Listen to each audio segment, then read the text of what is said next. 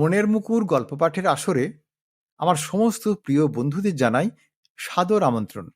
মূল গল্পে যাওয়ার আগে আমি আপনাদের বলবো যে গল্পটি যদি আপনাদের ভালো লাগে তাহলে অবশ্যই একটি লাইক দেবেন ও গল্পটি শেয়ার করবেন। আর যদি চ্যানেলটি এখনো সাবস্ক্রাইব না করে থাকেন তাহলে সাবস্ক্রাইব করে দেবেন। এবার তাহলে মূল গল্পে আসা যাক। বন্ধুরা, রাত যত গভীর হয় চারপাশের নীরবতাও তত ঘন হয়ে ওঠে। আর সেই নীরবতার ফাঁকেই যেন লুকিয়ে থাকে কিছু অজানা উপস্থিতি, যাদের চোখে দেখা যায় না কিন্তু অনুভব করা যায়। আজকের গল্প এমন এক অদ্ভুত অভিজ্ঞতার, যেখানে বাস্তব আর অবাস্তবের সীমারেখা মুছে যায় ধীরে ধীরে। আসুন তাহলে এখন শুরু করা যাক আমাদের আজকের সেই রহস্যঘন ভূতের গল্প, অদ্ভুত যত ভূত। ছোট মামার সঙ্গে ছিপে মাছ ধরতে যাচ্ছিল। ছোট মামার ছিপটা বড় মাছ ধরা হুইল, আর আমারটা নেহাত পুঁটি মাছ ধরা কঞ্চির ছিপ, বড়শি ও খুদে। ভাদ্র মাসের দুপুরবেলা, কদিন বৃষ্টির পর আকাশটা পরিষ্কার হয়েছে। ঝলমলে রোদে গাছপালা ঝোপঝাড়ে সবুজ রঙের জেল্লাও বেড়েছে। আমার মনও খুশিতে বেশ চঞ্চল। ছোট মা বলেছেন, বুঝলি পুটু, আজ থেকে তোর ট্রেনিং শুরু। তোর ডাক নাম পুটু, তাই দেখবি পুঁটি মাছেরা তোর বড়শির সঙ্গে ভাব জমাতে ভিড় করবে। ওরা কিন্তু বড্ড চালাক, হাত না নড়লেই ছিপে খ্যাঁচ মারবি। খ্যাঁচ কি মামা? আরে দূর বোকা, খ্যাঁচ বুঝিস না?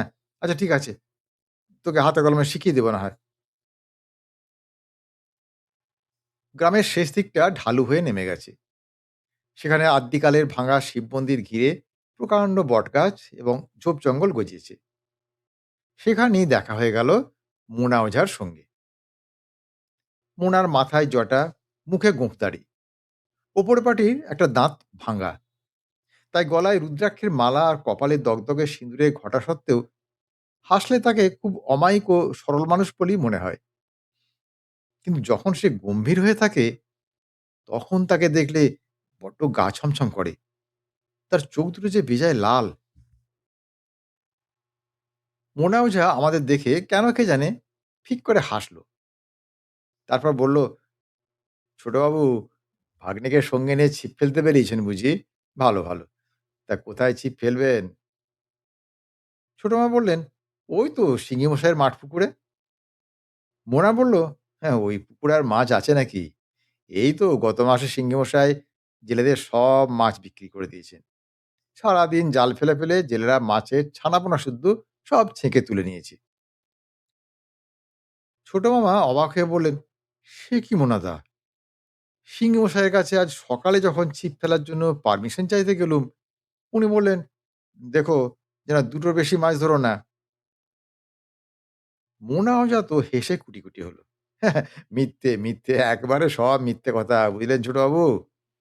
চোরের জ্বালায় মাত্র 250-300 গ্রাম ওজন হলেই পোনা মাছগুলো সব বিক্রি করে দেন সিংহে মশাই। আর তাছাড়া আপনার হইলে ধরার যোগ্য মাছ কি ঘরে কখনো ছিল নাকি? হ্যাঁ, তবে হ্যাঁ, এই খোকাবাবুর ছিপে ধরার মতো পুঁটি মাছ থাকলেও থাকতে পারে। ছোট মামা খাপ্পা হয়ে বললেন, "হ্যাঁ, মিথ্যুক হাড় কেপ্পন, আমাকে খামোকা হয়রান করলো। টাউন থেকে শখ করে এত দামি হুইল কিনে আনলুম, সকাল থেকে কত রকমের চার আর টোপ তৈরি করলুম।"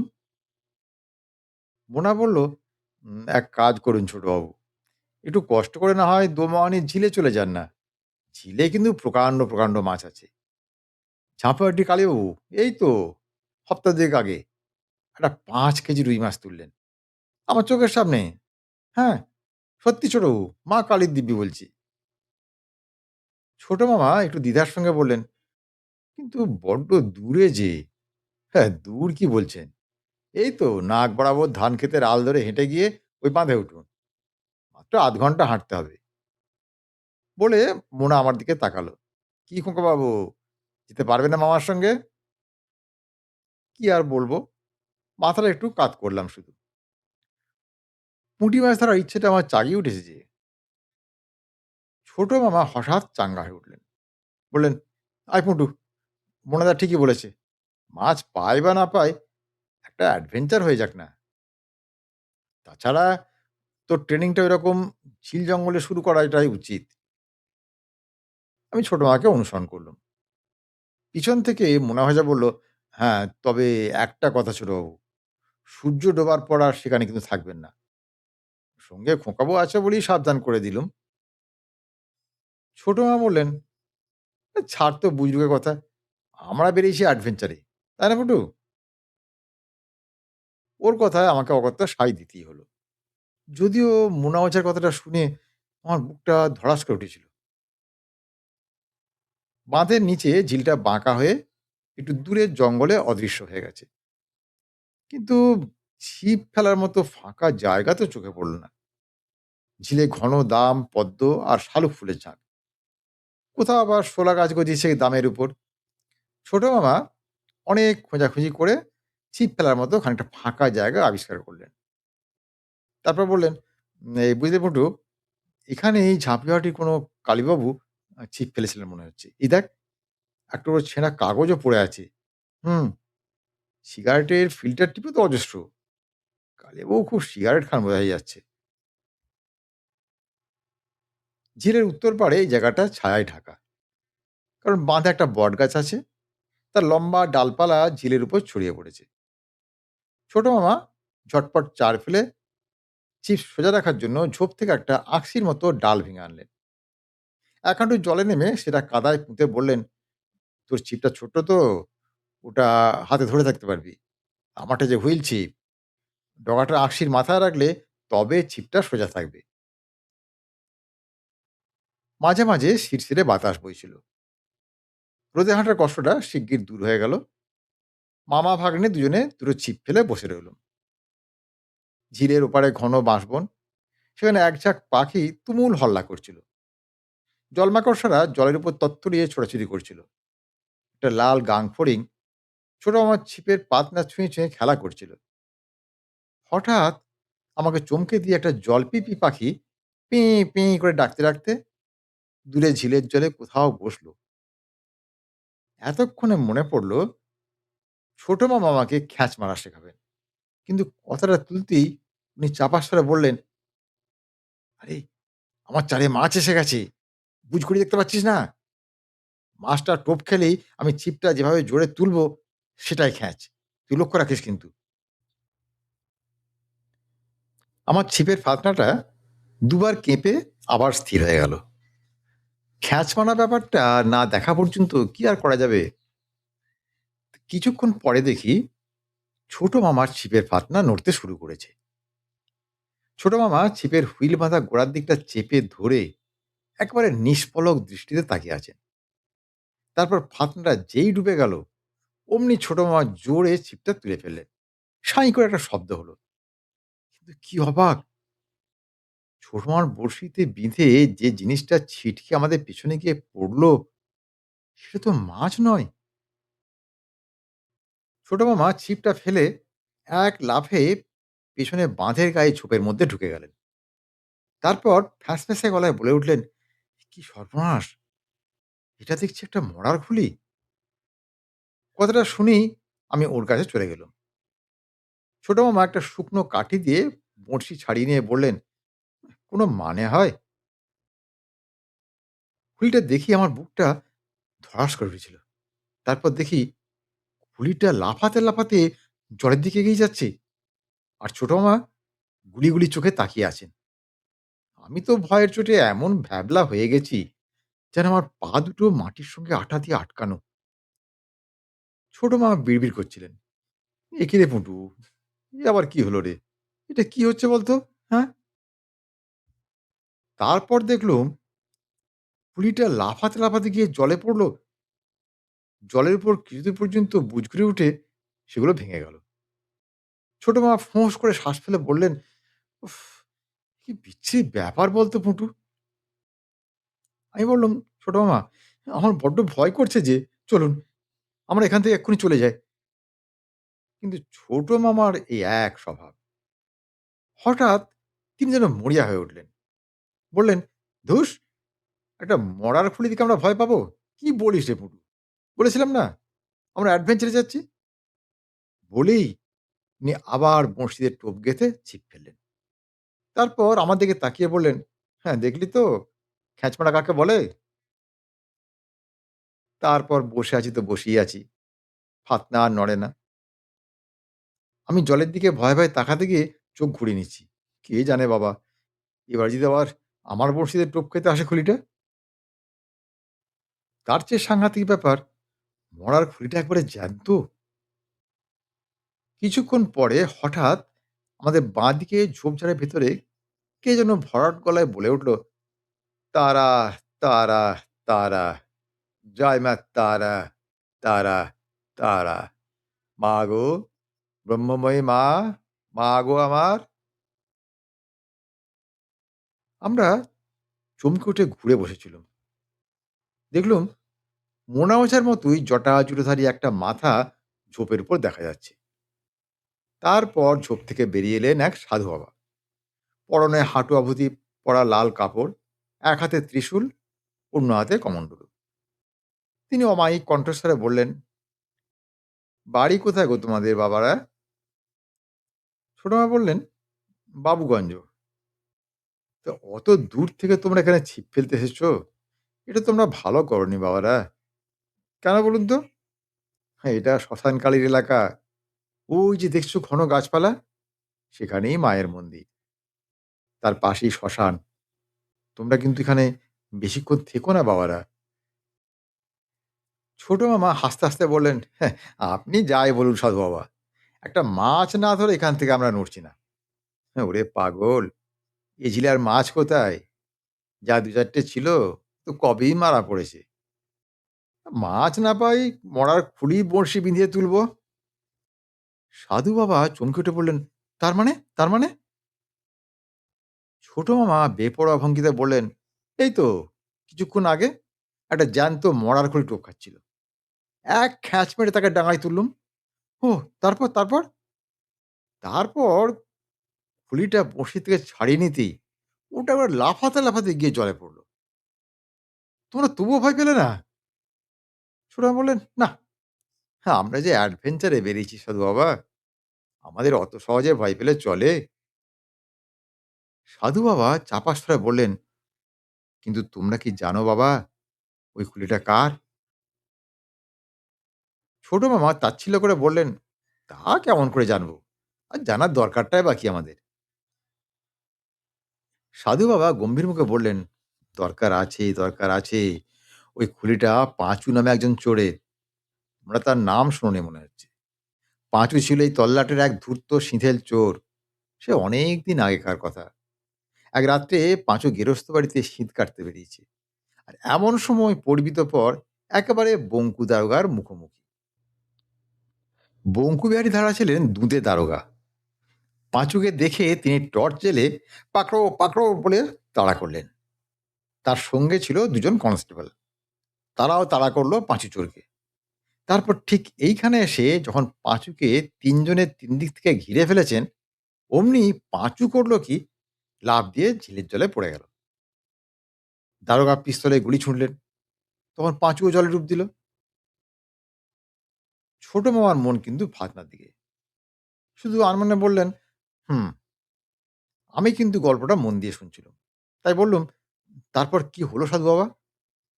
সাধু বাবা শ্বাস ছেড়ে বললেন, "পাঁচু ডুব দিল তো দিল, আর মাথা তুলল না।" তখন দারোগাবাবু ২ কনস্টেবলকে পাহারায় রেখে থানায় ফিরে গেলেন। রাত পুড়িয়ে সকাল হয়ে গেল। কিন্তু কোথায় পাঁচু? আসলে কি হয়েছিল জানো? ঝিলের জলের তলায় ঘন দাম আর শ্যাওলা আছে। বেচারা পাঁচু তাতে আটকে গিয়ে আর মাথা তুলতে পারেনি। শ্বাস বন্ধ হয়ে মারা পড়েছিল। এবার ছোট মামা বললেন, "তারপর জেলে ডেকে এনে জাল ফেলে পাঁচুর মরা তোলা হয়েছিল বুঝি?" সাধু বাবা হাসলেন। "হ্যাঁ, ওরে পাগল! দেখতে পাচ্ছ না ঝিলের জলের অবস্থা? কত দাম, শ্যাওলা আর কত রকমের জলজ উদ্ভিদ। জাল ফেললে সেই জাল কি আর তোলা যেত? ছিঁড়ে ফর্দা হয়ে যেত না? তাই কোনো জেলেই তো আর জাল ফেলতে রাজি হলো না। পাঁচুর মরা জলের তলায় আটকে রইল। তারপর এতদিনে তার খুলিটা তোমাদের বঁড়শিতে আটকে গিয়েছিল। বুঝলে তো?" ছোট মামা আনমনে আবার বললেন, "হুম।" সাধু বাবা বললেন, "তো শোনো বাবারা, আবার যদি পাঁচুর খুলি তোমাদের ছিপে ওঠে, তাহলে ওই খুলিটা আমাকে দিয়ে যেও। কেমন? ওই যে দেখছো জঙ্গল, ওর মধ্যে আছে শ্মশানকালীর মন্দির। ওখানে আমাকে পেয়ে যাবে। আর এই খুলিটার বদলে আমি তোমাদের একটা মন্ত্র শিখিয়ে দেব। সেই মন্ত্র পড়ে বঁড়শিতে ফু দিলেই তোমরা প্রচুর মাছ ধরতে পারবে। যাই হোক, এখন আমি যাই বাবারা। মায়ের পুজোর আবার সময় হয়ে এলো। বলে সাধু বাবা ঝোপঝাড়ের ভিতর দিয়ে তারা, তারা, তারা বলতে, বলতে অদৃশ্য হয়ে গেলেন। ততক্ষণে দিনের আলো কমে এসছে। গাছপালায় পাখিদের হল্লা গেছে বেড়ে। আমি ছোট মামাকে বলতে যাচ্ছি, "ছোট মামা, এবার বাড়ি চলুন।" এমন সময় ছোট মামার হুইলে ছিপের ফাতনা আচমকা ডুবে গেল। আর সঙ্গে, সঙ্গে ছোট মামা মারলেন খ্যাঁচ। আর অবাক হয়ে দেখলুম আবার সেই মরার ঘড়িটা আমাদের পিছনের ঝোপের ভেতরে ছিটকে পড়ল। এবার ছোট মামা দৌড়ে গিয়ে ঘড়িটাকে চেপে ধরলেন। তারপর হাসিমুখে বললেন, "এবার, এবার কি করে পালাবে বাছাধন?" আমি বললাম, "ছোট মামা, চলুন ওই খুলিটা এবার সাধু বাবাকে দিয়ে আসবেন।" "হ্যাঁ, তাই চল।" বলে ছোট মামা পা বাড়ালেন। আমি বললুম, "ও ছোট মামা, ছিপ দুটো যে পড়ে রইল, ও থাক না, ফেরার সময় না হয় নিয়ে যাব।" ঝোপঝাড়ের পর উঁচু, উঁচু গাছের ঘন জঙ্গল। এখন এই জঙ্গলের ভেতর আবছা আঁধার জমেছে। ছোট মামা বললেন, "পটু, শ্মশানকালীর মন্দির তো দেখতে পাচ্ছি না।" ওই সময় কানে এলো কারা যেন চাপা স্বরে কথা বলছে। ছোট মামা সেদিকে এগিয়ে গেলেন। তারপর দেখলুম খানিকটা খোলামেলা জায়গায় ৪ জন লোক একটা খাটিয়া নিয়ে বসে আছে। খাটিয়াতে একটা মড়া। খুলি হাতে নিয়ে ছোট মামা যেই বলেছেন, "আচ্ছা, এখানে শ্মশানকালীর মন্দিরটা কোথায় বলতে পারেন?" অমনি লোকগুলো লাফ দিয়ে উঠে, "ওরে বাবা! এরা আবার কারা?" বলেই দৌড়ে জঙ্গলের ভেতর উধাও হয়ে গেল। ছোট মামা অবাক হয়ে বললেন, "যা বাবা! ওরা হঠাৎ অমন করে পালিয়ে গেল কেন? তাহলে কি এই খুলিটা থেকে ভয় পেল নাকি?" তারপর তিনি মড়ার খাটিয়ার কাছে গেলেন। গলা অবধি চাদর ঢাকা মড়ার মাথাটা বেরিয়ে আছে। ছোট মা বললেন, বেশ শৌখিন লোক ছিল বলে মনে হচ্ছে। বুঝলি পুটু, চুলগুলো কেতা দেখছিস? চোখে সোনালী ফ্রেমের দামি চশমা, ওটারও কেতা আছে।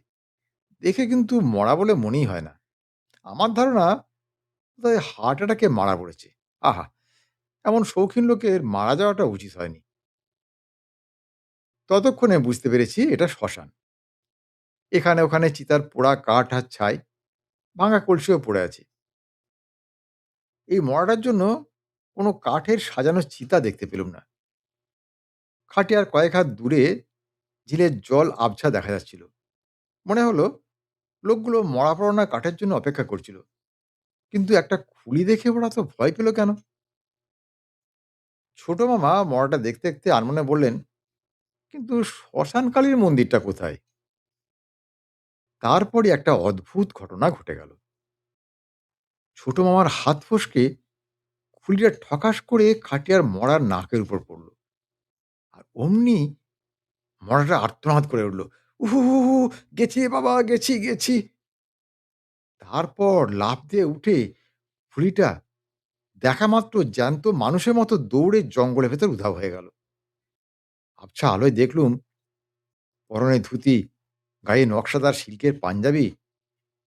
ছোট মামাকে জড়িয়ে ধরে কাঁদো কাঁদো স্বরে বললুম, "ছোট মামা, ছোট মামা, আমার বড্ড ভয় করছে যে।" ছোট মামা নিজেকে ছাড়িয়ে নিয়ে খুলিটা চেপে ধরলেন। কারণ এই সুযোগে খুলিটা আবার পালিয়ে যাচ্ছিল।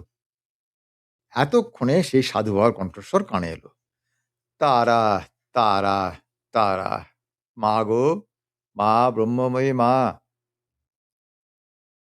তারপর একটু তফাতে গাছের ফাঁকে আগুনের আঁচ দেখতে পেলুম। ছোট মাকে সেটা দেখিয়ে দিলুম। উনি হন্তদন্ত হয়ে সেদিকে এগিয়ে চললেন। গাছপালার ভেতর একটা জরাজীর্ণ মন্দির দেখা গেল। তার উঁচু চত্বরে ধুনি জেলে বসে আছেন সেই সাধু বাবা। ছোট মা বললেন, "সাধু বাবা, ও সাধু বাবা, এই নিন পাঁচু চোরের খুলি।" সাধু বাবা ঘুরে খুলিটা দেখে সহাস্যে বললেন, "হ্যাঁ, পেয়েছিস তাহলে বেটার ছেলেকে? দে, দে, শিগগির দে।" ছোট মামা খুলিটা দিতে যাচ্ছেন, আবার সেই অদ্ভুত ঘটনা ঘটে গেল।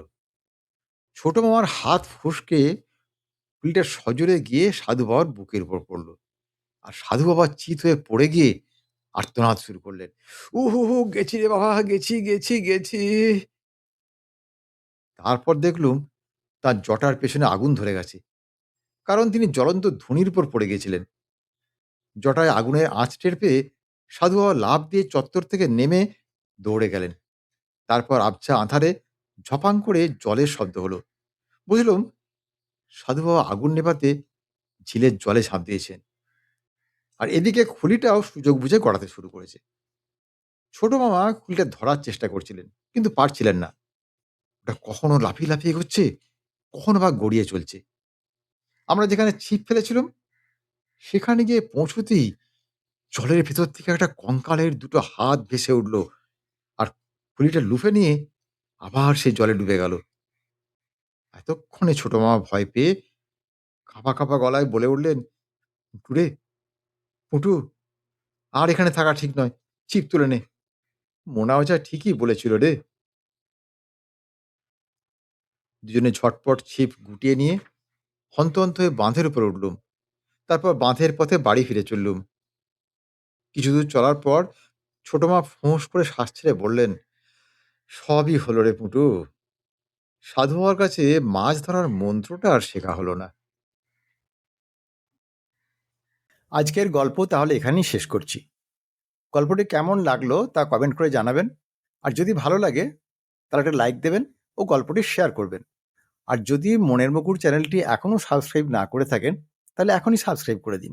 আজ তাহলে আসি বন্ধু, খুব শিগগিরই আবার হাজির হব এরকম একটি সুন্দর গল্পের ভিডিও নিয়ে। ততক্ষণ সবাই খুব ভালো থাকুন, সুস্থ থাকুন, আনন্দে থাকুন। নমস্কার।